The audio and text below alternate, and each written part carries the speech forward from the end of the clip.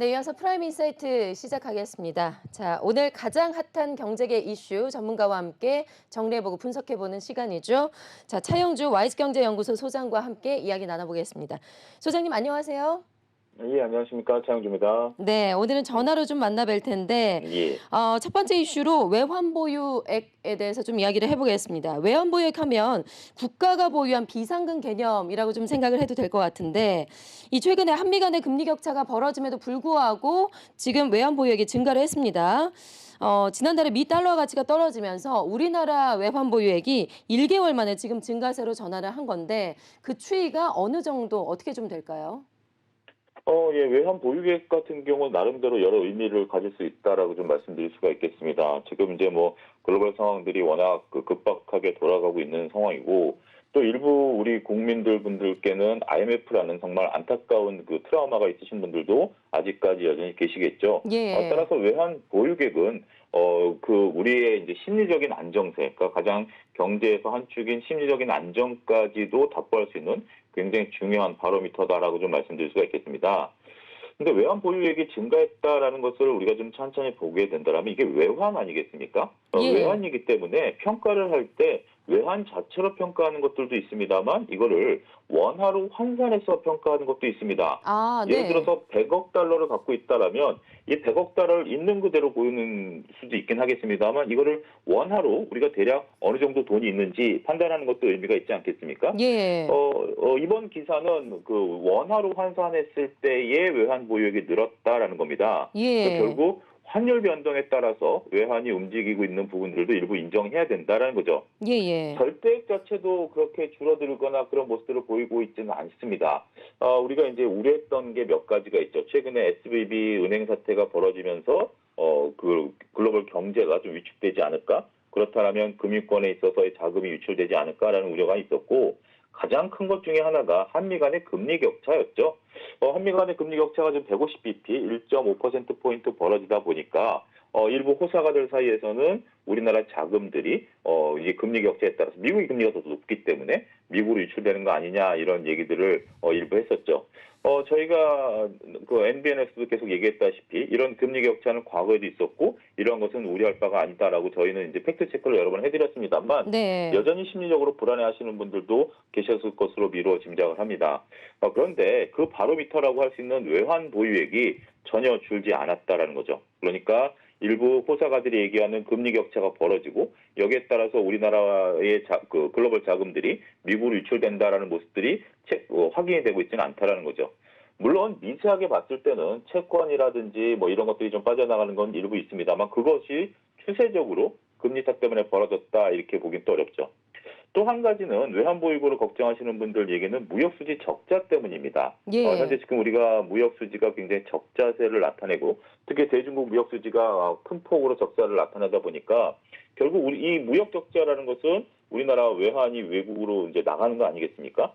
그런 부분들 때문에 상당히 걱정하시는 분들도 있습니다. 그런데 무역수지뿐만이 아니라 경상수지를 봐야 된다라는 거죠. 예. 이걸 좀 설명을 드리면 무역수지가 가장 작은 단위고요. 무역수지보다 큰 것은 이제 자금의 이동이죠. 이것을 다 합쳤을 때 우리가 경상수지다라고 표현을 합니다. 네. 그러니까 이걸 종합적으로 보면 무역수지에 있어서는 달러 유출이 맞죠. 하지만 우리가 한미 금리의 그 격차가 벌어지면서 자금 유출이 있을 것으로 봤습니다만 여기서는 자금 유출이 없었죠. 그렇다면 토탈인 경상수지에 있어서는 현재 마이너스가 아닙니다. 지난달 어. 한 달 경상수지가 마이너스를 나타내긴 했습니다만 예예. 이게 구조적으로 이게 된다라고 보기는 어려워요. 그러니까 무역수지 같은 경우는 구조적으로 저희가 마이너스를 나타내고 있습니다만 그동안 우리가 크게 걱정을 안 했었던 것들이 경상수지가 플러스였었던 것이거든요. 예. 그런데 이번에 이제 한 달 정도는 우리가 경상수지가 마이너스를 나타내긴 했습니다만 우리가 뭐 가정경제를 끌어가더라도 한 달 정도 마이너스가 난다 그래서 가정경제가 이제 심각한 문제에 빠지는 건 아니지 않습니까? 네. 그런 상황이 연출이 됐다라고 좀 말씀드릴 수가 있겠죠. 따라서 지금 이제 외환보유액에 대해서는 우리가 지금 글로벌리 10위권 안에 들어가는 굉장히 중요한 역할을 하고 있다라고 보여지고 있고요. 일부 호사가들 얘기하신 것처럼 지금 우리가 또다시 금융위기가 온다라든지 아니면 우리의 경제가 나빠진다라든지 이런 기조가 전혀 확인되고 있지 않다라는 것을 확인하셔야 된다라고 보여지고요. 따라서 이번 기사는 굉장히 의미가 있다라고 봅니다. 우리 이제 투자자분들에게 팩트 체크를 할 수 있었고 심리적인 불안감들 이런 것에 너무 그렇게 빠지실 필요는 없다. 이런 것들을 얘기한다는 측면에 있어서는 나름대로 의미가 있는 기사가 아니겠나 이렇게 말씀드릴 수가 있겠습니다. 예. 그 소장님 말씀 중에 다시 한 번만 좀 첨언을 부탁드릴게요. 그 경상수지 예, 말씀을 하셨는데 예. 사실 이제 한 달만 이제 마이너스였고 앞으로는 좀 뭐 걱정을 좀 덜 해도 되는 건가요? 이제 사실 무역 수지도 워낙에 이제 마이너스가 크고 경상 수지까지 마이너스로 돌아서게 되면 쌍둥이 마이너스를 기록하면서 최악의 상황이 올 수도 있다라는 우려가 상당히 컸거든요. 물론 이제 우리가 이제 예의주시하긴 해야 되겠죠. 근데 뭐 경상수지라는 게 뭐 서비스 수지도 있고 여러 가지가 있는 상황인데 우리나라에서 그렇게 급격하게 일어날 만한 지금 상황들은 아니에요. 특히 이제 네. 지금 이제 자산 시장이 안정세를 찾고 있죠. 우리가 SVB 사태에서도 팩트 체크를 해드렸고 이번에 뭐 산유국들이 그 원유 감산에 들어갔음에도 불구하고 글로벌 자산 시장이 그렇게 크게 요동치고 있지는 않거든요. 예. 그런 부분들을 보게 된다라면 현재 지금 신흥국 쪽으로 펀드 자금들이 유입되고 있고 이런 것들이 외국인들의 우리나라의 삼성전자 매수가 들어오고 있는 면 이런 것들을 감안하게 된다라면 물론 예의주시해야 됩니다. 제가 뭐 화가 날 수도 없는 거고 이게 네. 추세적으로 뭐 안전 단계에 접어들었다라고 하기는 어렵고 말씀하신 것처럼 우리가 상당히 좀 우려스러운 바는 있지만 거기에 너무 얽매이기보다는 전반적인 흐름 자체로 봤을 때는 아직까지는 이게 기조적이다라고 확인될 때까지는 너무 그렇게 예. 우려하실 필요는 없지 않을까 이렇게 조심스럽게 말씀드리도록 예. 하겠습니다. 알겠습니다. 자, 두 번째 이슈로 넘어가 보도록 하죠. 자, 삼성이 반도체 등에 대한 투자를 이제 본격화하고 있습니다. 어제 오늘 가장 이제 이슈가 됐던 소식이 바로 이제 삼성이 OLED 디스플레이에 4조 원을 투자하겠다라는 소식이고 그전에도 이제 시스템 반도체 클러스터를 구축하겠다라고 밝혔었죠. 이 내용도 좀 자세하게 설명을 해 주시죠. 예, 오늘은 좀 반도체 얘기를 좀 많이 해야 될 것 같습니다. 네. 일단 좀 뭐 시스템 반도체 분야에 있어. 우리가 이제 여러분들 다시 한번 정리해드리면 반도체를 크게 메모리 반도체와 시스템 반도체로 나눌 수가 있습니다. 메모리 반도체라고 한다라면 우리가 컴퓨터를 가동할 때 메모리가 부족하다, 뭐 칩이 어떻다. 이게 이제 메모리 이제 기억을 저장하는 반도체고 이거의 글로벌 1위는 삼성전자가 맞습니다. 예. 그런데 전체 반도체 시장, 그러니까 전체적인 반도체 시장에서 메모리 반도체가 차지하는 비중은 약 20%밖에 안 됩니다. 나머지 예. 80%는 시스템 반도체라고 해서 소위 맞춤형 반도체가 되는 거죠. 거기에서 1위는 대만의 TSMC입니다. 예. 그리고 우리나라 삼성전자는 시스템 분야에서도 2위죠. 정리해드리면 메모리에서 1등이고요. 시스템에서는 2등입니다. 그런데 시스템에서 2등이라는 게 뭐 TSMC랑 거의 겨룰 수 있는 거 아니야? 이렇게 볼 수 있지만 TSMC가 그 시스템 부분에 있어서 차지하는 비중은 50%고요. 삼성전자가 차지하는 비중은 20% 미만입니다. 예. 그러니까 아직까지 갈 길이 많다라는 거죠. 그러네요. 그래서 최근에 삼성전자가 투자하는 부분들을 보게 된다라면 메모리 반도체에 대한 재고 사이클은 굉장히 많습니다. 그러니까 이제 삼성전자의 재고가 쌓이고 있다라는 건 다 메모리 반도체고요. 그게 예. 무려 20개월이 넘는 그런 부분들이죠. 그런데 지금 그럼에도 불구하고 삼성전자 투자를 하고 있다? 이거는 이제 시스템 반도체입니다. 예. 결국 삼성전자가 앞으로 영역을 넓혀야 되는 분야에 있어서는 시스템 반도체고요. 결국 TSMC를 따라잡는 게 목표 아니겠습니까? 네. 거기에 이제 돈을 쏟아붓겠다라는 거죠. 지금 삼성전자가 미국에 공장을 짓고 있는 것도 주력이 시스템이고요. 이번에 화성에다가 계속해서 클러스터를 만들겠다라는 것도 시스템 반도체입니다. 그 부분을 여러분이 명확히 이해하시고 예. 여기에 이제 디스플레이까지 쏟아붓겠다라는 거죠. 근데 안타까운 것은 LG 디스플레이라는 회사가 있습니다. 우리가 이제 뭐 LG 이제 그 OLED 가전 TV 이런 것들을 이제 만들어내는 부분들인데 얼마 전에 LG 디스플레이가 LG전자한테 돈을 빌려가지고 공장을 확장하겠다라고 했을 때 주가가 폭등했어요. 예. LG 디스플레이라든지 관련주들이. 근데 오늘 이제 삼성이 OLED 부분에 있어 투자를 하겠다라고 했는데 그 관련주들이 오늘 꿈쩍하지 않았습니다. 네. 그 이유가 뭐냐면 예. 우리가 이제 삼성이 하면은 모든 것을 다 잘하고 1위를 할 것이다라고 봤는데 이 OLED 부분에 있어서는 삼성과 LG가 같이 시작을 했었어요. 네. LG만 시작한 게 아니고 삼성도 같이 시작을 했었는데 상대적으로 삼성이 여기서 기술력이 좀 LG한테 뒤처졌었습니다. 역시 가전은 우리가 LG다라고 네. 얘기를 할 수밖에 없는 광고 그런 문구가 이유가 있죠. 있는데 네. 그래서 그렇게 이제 그동안 지내왔는데 이 OLED 부분이 쓰임새가 더 늘어나는 거죠. 우리가 전장이라든지 아니면 각종 이제 가전이라든지 이런 부분이 되다 보니까 이제 삼성이 다시 한번 여기에 사활을 걸겠다라는 겁니다. 예. 결국 이재용 회장의 이제 경영권에 대한 완전한 장악 이런 부분에 있어서 시스템 반도체뿐만이 아니라 OLED 부분에 있어서도 나름대로 목소리를 내겠다라는 거죠. 그래서 이제 시장에서는 좀 지켜보자라는 것 때문에 오늘 주가가 안 올랐고요. 예. 어쨌든 이 투자를 하겠다라는 부분에 있어서는 굉장히 중요한 의미를 나타낼 수밖에 없겠죠. 만약에 이들이 성공하게 된다라면 반사적으로 우리 LG 쪽은 조금 어려워질 수도 있는 거죠. 물론 LG도 나름대로 영향이 있기 때문에 그렇긴 하겠습니다만 삼성 지금 LG 디스플레이 같은 경우 삼성 휴대폰에 들어가거든요. 근데 삼성이 OLED가 된다라면 나중에 삼성 휴대폰은 삼성이 독자적으로 하면 그만큼 LG 디스플레이는 물량이 줄어들겠죠. 그렇죠. 그런데 오늘 LG 디스플레이 또 주가도 올랐어요. 여전히 시장에서는 LG 쪽에 손을 들어주고는 있는 건데 현재 지금 삼성이 이제 이 부분에 대해서 1위 탈환을 하겠다라는 노력을 보이고 있다라는 거 우리가 지속적으로 추적 관찰을 해야 될 것으로 보여지고요. 단지 이제 우리가 여기서 한 가지 좀 봐야 되는 것이 미국의 설비 투자는 좀 급하게 이루어지는 면이 있습니다만 지금 국내에서는 2035년까지 청사진을 하면서 좀 천천히 가겠다라는 거예요. 경기도 좀 봐야 되겠고 여러 가지 보기 때문에 투자가 천천히 이루어질 가능성이 있기 때문에 장비주들이라든지 기타 관련주들의 움직임에 대해서는 우리가 한번 면밀히 살펴봐야 되지 않을까 싶습니다. 예, 알겠습니다. 자, 세 번째 이슈 짚어보겠습니다. 자, 미중 간의 갈등 얘기를 해볼 텐데, 물론 어제 오늘만의 이야기는 아닙니다. 그런데 최근에 또 미중 간의 갈등이 다양화되고 있는 것 같아요. 이번에는 오히려 중국 쪽에서 이 미국의 마이크론을 겨냥을 했습니다. 그런데 우리도 걱정해서 좀 벗어날 수가 없는 그런 상황이라고. 이 소식도 좀 자세하게 여쭤볼게요.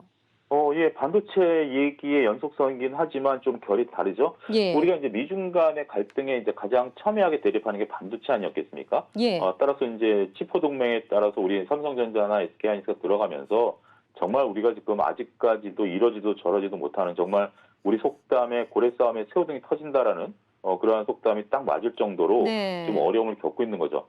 그런데 이게 우리가 저도 그랬고 이게 봤을 때 미국 쪽이 승기를 잡고 있다라고 생각을 했습니다. 반도체 분야에 대해서는 치포 동맹에 따라서 우리나라 삼성전자와 SK하이닉스가 미국으로 달려가고 있고 TSMC도 미국으로 달려가고 있고 일본과 네덜란드의 장비들까지 미국으로 달려가고 있는데 갑자기 중국에서 마이크론 이건 이제 메모리 쪽인데 마이크론에 대해서 우리가 이제 안 쓰겠다라는 건 아니고 검토해서 쓰겠다라는 발표를 해버린 겁니다.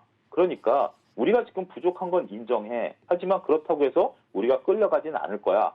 호락호락하지는 않을 거야라고 지금 얘기를 하는 거죠. 자, 앞서 언급드렸던 반도체는 시스템과 메모리로 나눈다라고 했는데 우리가 요즘에 얘기하는 엔비디아 같은 경우 시스템 반도체지만 마이크론 같은 경우는 메모리 반도체입니다. 우리 예, 삼성전자와 SK하이닉스가 겹치는 부분들이 있는 거거든요. 네, 결국 메모리 부분에 있어서는 나름대로 중국도 어느 정도 생산 능력이 있습니다. 그래서 성능이 좀 떨어지는 것 같은 경우는 중국 내에서의 자체 해결이 되거든요. 그러다 보니까 중국 입장에서는 시스템에 대해서는 여전히 TSMC의 목을 매달고는 있습니다만 메모리 부분에 있어서는 좀 목소리를 내겠다라는 거죠. 그 첫 예, 번째가 마이크론이 해당이 됐고요. 그렇기 때문에 지금 시장에서는 이렇게 보고 있습니다. 마이크론을 먼저 건드린 거죠. 그러고 나면 나중에 삼성이나 SK하이닉스도 건드릴 가능성이 충분히 있다라는 거죠. 아, 네, 더군다나 이제 삼성이나 SK하이닉스 같은 경우는 중국에 지금 공장을 보유하고 있는 거 아니겠습니까? 예, 그런데 반도체 치법에 따라서 이 공장을 더 이상 10년 동안 5% 이상 증설을 못하도록 지금 이제 미국이 강요를 하고 있기 때문에 그렇다면 중국 입장에서는 그래? 그러면 우리가 또 이것을 또 우리 나름대로 제재를 할 거야라고 할 수도 있다라는 거죠. 경고를 받아들이고 있는 겁니다. 우리가 어떤 행동을 하기 전에 소위 그 행동이 일어난 원인 그리고 앞으로 행동이 어떻게 진화될 것인지를 봐야 되는데 이번에 중국이 마이크론을 때렸다라는 것은 미국 업체잖아요. 삼성이나 SK를 때리지 말라라는 법도 없습니다. 충분히 예, 가능성은 있다라고 보는 거고요. 더군다나 삼성 같은 경우, SK하이닉스 같은 경우 중국의 공장 비중이 40%가 넘거든요. 이런 부분들에 있어서는 상당히 우리가 예의주시하고 있다. 따라서 이번에 그 중국에서 그 중국 국경에서 글로벌 CEO들을 대상으로 공산당 주최로 경제 회의를 했었습니다. 그때 당시에 미국의 그 애플의 팀 쿡 CEO는 가서 공개적인 행사를 했습니다만 우리 이재용 회장께서는 공개적인 행사를 단 하나도 하지 않고 돌아오시지 네, 않았습니까? 네, 그럴 정도로 지금 이재용 회장 입장에서 보면 삼성전자 입장에서 보면 중국도 미국도 눈치를 많이 볼 수밖에 없는 그런 현상이 벌어지고 있다라고 볼 수 있는 거죠. 예, 중국 측에서는 계속해서 우리에게 이제 미국을 너무 따라가지 마라라고 얘기는 하고 있습니다. 그렇지만 우리는 뭐 어느 쪽에서 뭐 손을 들 수가 없는 거죠. 아빠가 그렇죠. 좋아, 엄마가 좋아해서 한 명을 얘기하면 다른 한 명이 기분이 상하는 거와 마찬가지인데 예. 이거는 뭐 기분이 상할 정도가 아니라 사활을 걸 수밖에 없는 부분들이기 때문에 자, 중국의 행보에 대해서 일단 예단하기는 어렵습니다만 경고의 등이 점점 더 커지고 있다라고 말씀드릴 수가 있겠고 그 부분에서는 우리가 지속적인 추적 관찰이 필요하지 않을까 말씀드릴 수가 있겠습니다. 예. 중국의 화살이 마이크론에서 이제 삼성과 SK로도 올 수가 있다. 참 중간에 껴서 상당히 좀 억울한 것 같습니다. 예. 자, 마지막 이슈 짚어볼게요. 최근에 뭐 저희가 앞서서도 짚어봤지만 이렇게 정부와 주요 기업을 중심으로 해서 대규모 최첨단 반도체 산업, 이제 반도체 클러스터 조성과 여러 가지 이제 정부에서는 세액공제 혜택 확대 등이 이제 추진이 되고 있는데 업계에서는 그동안 좀 상당히 부족했었던 국내 시스템 반도체 투자가 좀 더 가속화되기 위해서 조건이 필요하다라고 하고 있습니다. 어떤 조건들이 지금 제시가 되고 있을까요? 좀 의외의 말씀을 좀 드려야 되겠는데, 우리가 네. 투자를 해서 물건을 생산을, 반도체를 만들어내면, 우리나라 이제 제품들의 경쟁력이 있으니까, 예. 글로벌 판매가 충분히 가능하다, 이렇게 도식적으로 생각할 수 있죠. 근데 문제는, 지금 이제 글로벌리, 특히 이제 유럽 쪽이라든지, 먼저 이제 시도를 하고 있는 게, 과연 이 물건을 어떠한 에너지로 만들었느냐라고 지금 이제 평가를 하기 시작했다라는 겁니다. 우리가 예. 이제 아리백이라고 이제 표현을 하는데, 이 제품을 만들 때, 신재생 에너지로 만들었는 그 비율을 따지기 시작하는 거죠. 아, 지금 네. 그래서 우리 같은 경우 이제 원전이 신재생이다 아니다 이런 논쟁들이 한때 있었고, 그다음에 이제 유럽 측에서도 지금 이제 우크라이나 전쟁이 터지면서 원전을 원래 신재생 에너지로 인정을 안 했다가 지금 인정을 하는 분위기니까 원전에 투자를 하겠다라는 거죠. 자, 삼성이 지금 300조라든지 막대한 돈을 들여서 지금 화성에다 공장을 짓는데 예. 이거를 지금처럼 단순하게 우리가 이제 화석 연료를 통해서 만들면 유럽의 수출 자체가 안 된다라는 겁니다. 예. 이런 개념들을 보게 된다라면 벌써 이제 우리나라 입장에서도 이 R200에 대해서 그러니까 이재용 회장도 이걸 언급을 했거든요. 아마 새롭게 이제 공장을 짓는 삼성전자 공장은 이건 제 내피셜입니다만 패널이 다 그러니까 이제 천장 패널이 다 태양광이 되지 않을까? 어차피 예. 뭐 반도체 공장이랑 굉장히 넓으니까. 그리고 이제 주위에 풍력 단지가 들어설 가능성도 있고요. 여러 가지 신재생 에너지에 대한 투자가 또 이루어져야 된다라는 거고 이루어질 수밖에 없는 그런 부분들을 여러분들이 잘 보셔야 될 것 같아요. 그러니까 결국 우리가 이제 반도체에 대한 투자가 늘어날 것이고 삼성이 막대한 돈을 쏟아붓는 거 그러면 반도체에 대한 어떤 우리가 글로벌 점유율이 올라갈 것이다라고 보는 거 외에 삼성이 주도할 수밖에 없는 그리고 우리나라 많은 기업들 현대차도 마찬가지고요. 현대차 같은 경우도 지금 울산 공장에 천정 패널을 태양광으로 바꾸는 작업들을 하고 있는 걸로 알고 있는데 이러한 노력들이 된다라면 신재생 에너지 관련주들에 대한 관심이 대폭 늘어날 수밖에 없다라는 거죠. 예. 지금 당장 이게 그 우리나라에서는 이 부분에 대해서 정부가 아직까지 관심을 그렇게 크게 갖고 있지는 않습니다만 산업계에서는 충분히 논의 단계에 있고요. 이런 부분들이 시작이 돼야 된다라고 산업계에서는 지금 충분히 얘기를 하고 있습니다. 따라서 지금 뭐 정부 정책에 따라서 투자하시는 분들이 상당히 많습니다만 그러한 부분들 말고 투자자분들이라면 이러한 것들을 좀 먼저 읽어내셔야 된다라고 보여지고요. 그러면 신재생 에너지 관련주들이 주춤할 때 오히려 이런 것들이 어떤 앞으로의 산업의 어떤 개화라든지 방향성 이런 것들을 모색하시고 방향성에 대한 바로미터를 잡으신 다음에 투자 아이디어를 갖고 가셔야 된다라고 보여집니다. 지금 당장은 미국의 IRA 법에 따라서 미국에 투자하고 있는 신재생 에너지 관련주들이 상당히 많은 각광을 받고 있고 국내에 한정되어 있는 기업들이 오히려 수혜를 받고 있습니다만 분명 1, 2년 내에 국내에 또 투자가 막대하게 늘어날 수밖에 없고요. 이런 것은 뭐 글로벌 스탠다드에 따를 수밖에 없겠죠. 지금 당장은 미국의 IRA법의 모든 관심이 그리고 모든 촉각이 거기에 몰려 있다라면 앞으로는 이러한 부분들에 대한 관심이 늘어날 수밖에 없다라는 것을 먼저 선점하실 필요가 있지 않겠는가 말씀드릴 수가 있겠습니다. 예. 반도체 자체 기술력도 중요하지만 반도체를 만드는 과정까지도 친환경으로 이제 다 바꿔야 되는군요. 참 어렵습니다. 네. 자, 이렇게 경제계 주요 이슈들 차영주 와이즈경제연구소장과 함께 짚어봤습니다. 오늘 말씀 고맙습니다. 예, 감사합니다.